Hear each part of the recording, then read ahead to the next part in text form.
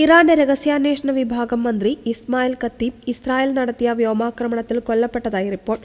ബുധനാഴ്ച പുലർച്ചെ ടെഹ്റാനിൽ ഇസ്രായേൽ നടത്തിയ ശക്തമായ മിസൈൽ ആക്രമണത്തിലാണ് ഖത്തീബ് കൊല്ലപ്പെട്ടതെന്ന് ഇസ്രായേൽ പ്രതിരോധ മന്ത്രി ഇസ്രായേൽ കാറ്റ്സ് സ്ഥിരീകരിച്ചു.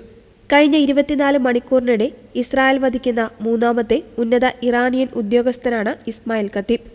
ചൊവ്വാഴ്ച നടന്ന ആക്രമണങ്ങളിൽ ഇറാന്റെ സുരക്ഷാ ഉപദേഷ്ടാവ് അലി ലാരിജാനിയും ബസിറ്റ് സേനാതലവൻ ഗുലാം റസ സുലൈമാനിയും കൊല്ലപ്പെട്ടിരുന്നു. ഇറാനിൽ ആർക്കും പരിരക്ഷയില്ല, എല്ലാവരും ലക്ഷ്യങ്ങളാണെന്ന് ഇസ്മായിൽ ഖത്തീബിന്റെ മരണം സ്ഥിരീകരിച്ചുകൊണ്ട് ഇസ്രായേൽ പ്രതിരോധ മന്ത്രി പറഞ്ഞു. ഇസ്രായേലിനും അമേരിക്കയ്ക്കുമെതിരെ ലോകമെമ്പാടും ഭീകരപ്രവർത്തനങ്ങൾ ആസൂത്രണം ചെയ്യുന്നതിൽ ഖത്തീബ് പ്രധാന പങ്ക് വഹിച്ചിരുന്നതായും ഇസ്രായേൽ ഡിഫൻസ് ഫോഴ്സ് ആരോപിച്ചു. ഖത്തീബിന്റെ മരണവാർത്തയിൽ ഇറാൻ ഔദ്യോഗികമായി ഇതുവരെ പ്രതികരിച്ചിട്ടില്ല.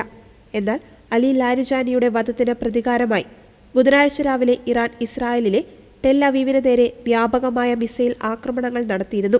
2021 ഇസ്മായിൽ ഖത്തീബ് ഇറാന്റെ ഇന്റലിജൻസ് മന്ത്രിയായി ചുമതലയേറ്റത്.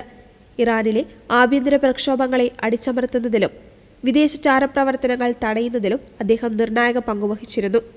പശ്ചിമേഷ്യയിൽ യുദ്ധം രൂക്ഷമാകുന്ന സാഹചര്യത്തിൽ ഇറാന്റെ സുപ്രധാന നേതൃനിരയെ ലക്ഷ്യം വെച്ചുകൊണ്ടുള്ള ഇസ്രായേലിന്റെ നീക്കങ്ങൾ മേഖലയെ വലിയൊരു സ്ഫോടനാത്മക സാഹചര്യത്തിലേക്കാണ് എത്തിച്ചിരിക്കുന്നത്.